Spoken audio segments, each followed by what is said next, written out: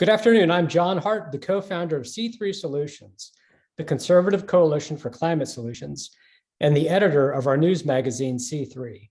Welcome to another edition of Right Voices, our video and podcast interview series, where we highlight conservative leaders and ideas on the climate debate.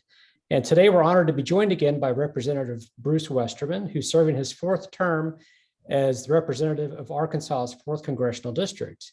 The Congressman Westerman is an engineer and forester by trade, which makes him a unique expert in this field. And he serves on the committees of Transportation and Infrastructure. And he's also the ranking member of the Committee on Natural Resources. And he serves on the Minority Whip team under Steve Scalise. And he's a member of Minority Leader Kevin McCarthy's Energy, Climate, and Conservation Task Force. Congressman, welcome. Thanks for joining us. Good to be with you, John. Always good to visit. Talk about some issues that are near and dear to me and to a lot of your listeners, I hope. You bet. Well, this is an exciting week, an exciting time. So the House GOP, Congressman McCarthy he put a task force together last year. You're a prominent member of that. And just to be candid about the politics of where we are, a lot of analysts and people on the right are pretty confident and feel good about the chances of the House GOP taking the majority. And in many respects, why would the House even take the risk of rolling the dice on a climate plan when a lot of analysts think the GOP is going to waltz in the majority next year? Well, I think it's because it's something that's important to a big cross-section of the American public. And let's face it, everybody wants clean air and clean water. We all breathe the air, we all drink the water. I think you get a large consensus of people who think we should be good stewards of the resources that we have. And really what we're proposing are common sense, actual plans to get from point A to point B. I think America's realizing that these issues are much more complicated than the memes and the headlines and the talking points, that you actually have to have a plan in place to get to cleaner energy. And we know how to innovate in America, and that Congress's role should be to help the innovators solve the problems to provide us not just clean energy, but the two things that people are going to look at first and foremost, and that's, is it affordable energy and is it reliable energy? And when you look at the US footprint on global climate and carbon, we're 15% or less of the global carbon emissions. Right. As countries like India and other countries develop, if we don't have the technology to produce energy in a way that's not only affordable and reliable, but clean, then we're going to see carbon emissions go up beyond anything we've experienced in the past. So that's how we can lead. But we can't just say, oh, we're going to go to all electric vehicles and that'll solve the problem. It's got to be, these are complicated issues, and they've got to have a well thought out plan in place. You got to transition from one point to the next. Yeah, and Congressman, maybe you could just briefly run through where the House GOP is right now in terms of releasing the plan. What has come out already and what's to come? Now, we know Garrett Graves is leading that task force, and they put some information out. I was actually on the task force for healthcare, and we put some of the first information out on healthcare. And we got multiple task forces that are looking at what we think are all the issues that we want to put into a commitment to America. So obviously we want to have this out well ahead of the election in November. And we want the American people to see that we actually have a plan. These aren't just wish list items, that we have a framework. And also as the ranking member on the Natural Resources Committee, I'll take a lot of the information from the framework, and we'll actually develop legislation and text to back up the overall messages that we're trying to drive through the framework, which the task forces are putting together. So it's not only the task forces working, it's also the committees of jurisdiction where we're developing legislation to meet the objectives that we come up with in the task forces. Yeah, and Congressman, I think it's noteworthy. Some of the context is important because you mentioned healthcare, and one of the points that I often make is from my experience, I was Tom Coburn's longtime communications director. We had an alternative to Obamacare before Obamacare even came out. And there was an internal argument within the GOP and different camps. Some people said, no, let's just beat up on Obamacare. And others said, no, we have to lead with a plan and an agenda so that if we take the majority, then the country will have accepted, will have a mandate to implement a replace plan. So I think it's commendable. I commend you and your leadership and what the minority leader is doing, because again, it would be very easy to not take any political risk right now, but instead you're putting out an agenda that's detailed and specific. I guess, was there some internal discussion within the GOP? Anyone push back or maybe refer to these other battles as lessons learned on why it's so important to have an agenda that's positive and forward thinking?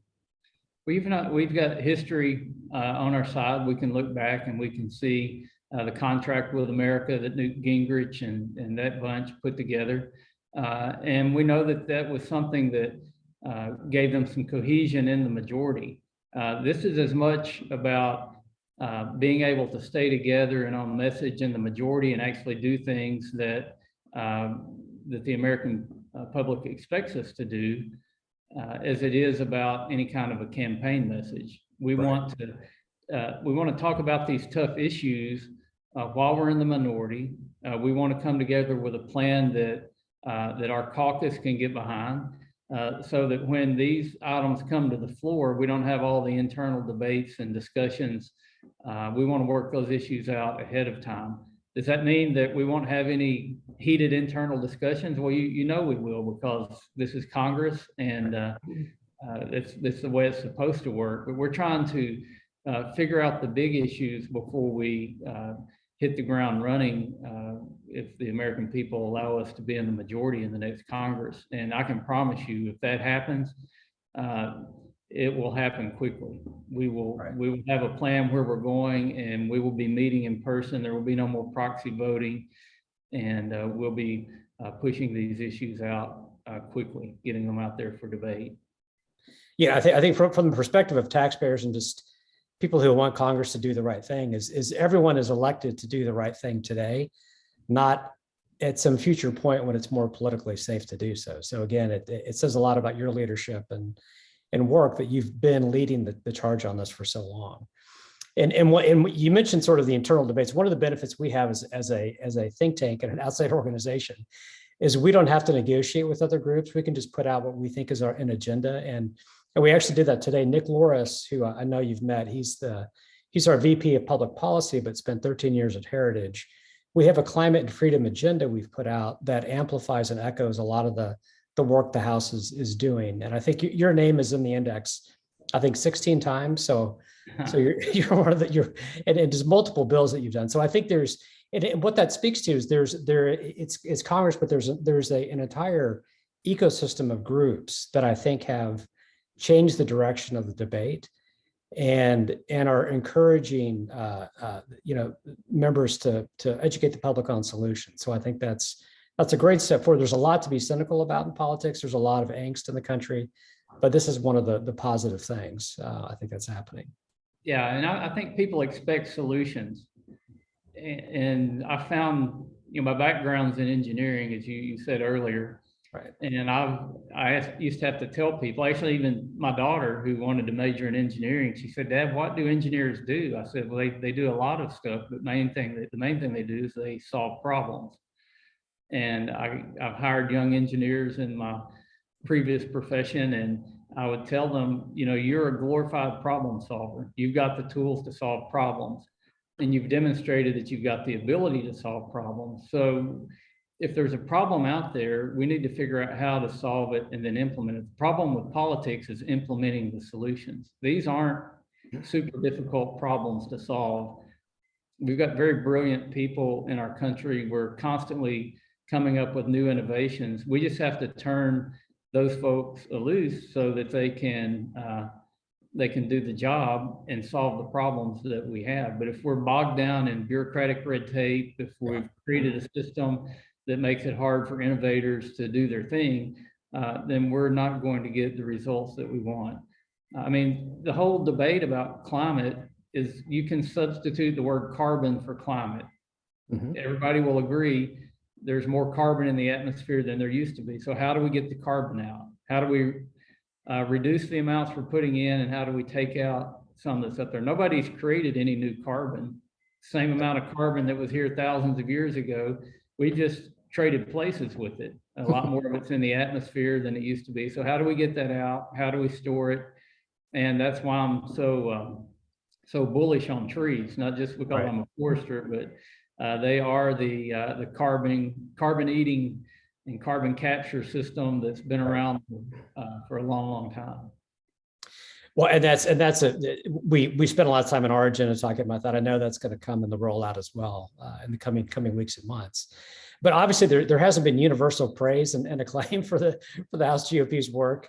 I want to mention a couple of critiques that have come out that I think are indicative of reactions that I hear, and just give you a quick chance to respond to it. So in the Washington Post, Representative Don Beyer was quoted as saying, he welcomes the efforts of anyone, regardless of party, who is willing to tackle climate change, but on its face, he says, this plan does not look like a serious proposal. Most people understand that a serious climate solution requires a shift toward cleaner sources of energy, but the Republicans apparently want to take us in the opposite direction with more dependence on dangerous, dirty energy sources. And then Congresswoman Khanna said that, this is just a big oil wish list.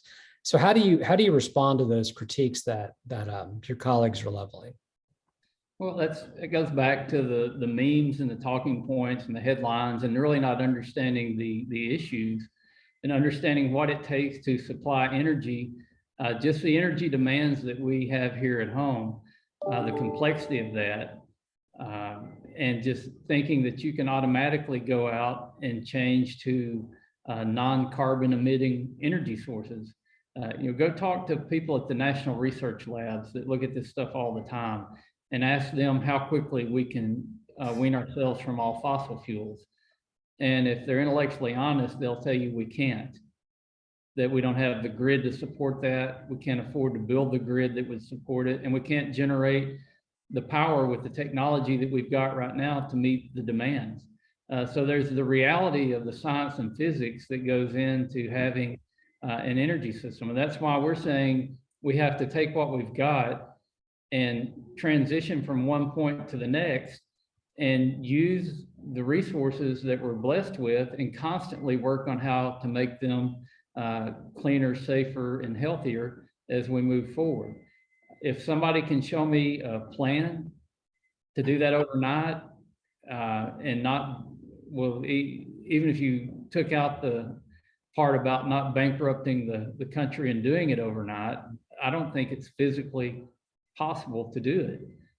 So I've often said that Democrats have an agenda, they don't have a plan. Mm-hmm. Well said. Well, and to your point too about transitioning to different sources of energy is we don't have access to the critical minerals we need to scale up some of the renewables like we could, because the left has not wanted to access those minerals. So it's a chaotic sort of, as you said, it's not a plan. It's just an ideological agenda. Yeah, and you bring up a great point about minerals and elements. We're blessed beyond reason with the amount of natural resources we have, but there's this idea now that we're going to mine them, just not here in America. So we're offshoring all of that as well. I heard an interesting statistic that if we converted all of like 1 year's of production of electric or of all vehicles to electric vehicles, that we would run out of copper before we could even build 1 year's supply of vehicles right now. So we've got the copper deposits here in the U.S. We're just taking a hands-off approach, and that's not just me talking. Look at the Twin Metals project in northern Minnesota. The Biden administration just shut that down again. Yeah, it doesn't. That just does not make any sense. So another issue you've worked on dealing with sort of natural solutions or natural resources, but also the shell game that gets played is Russia. And of course, it's well known that Europe's dependence, especially on Russian oil, helped lubricate Putin's war machine. And I think there's been somewhat of an awakening and a move away from that, which has been encouraging. But you put out a bill called the No Timber from Tyrants Act. Tell us a little bit about what that bill does, why it's important, and where it stands right now. Yeah, well, I think it was obvious that to Americans when they realized, I mean, we've known that we've increased, I think, threefold the amount of energy we've been buying from Russia in the past couple of years. But we also buy a lot of other things. Russia's whole economy is dependent upon exporting of resources, and we buy a lot of timber from them as well. We buy a lot of uranium from Russia and Kazakhstan, all things that we could be producing here. At the same time that we're importing timber from Russia and Belarus, we could be producing it off of our own lands and actually making our national forest healthier. So the No Timber from Tyrants Act just simply said that we would not import any more timber products from Russia, and we would offset that amount with harvest off of our national forest, which would still be way below the authorized level of harvest off of our national forest. You talk about a shell game. Every year there's a target put out on what we're going to harvest off of our national forest to make the forest healthy, and we fall way short of that every year. That's why over time the fuels continue to build up and we see catastrophic wildfires. So think of all that smoke in the West actually being 2x4s to offset wood coming from Russia.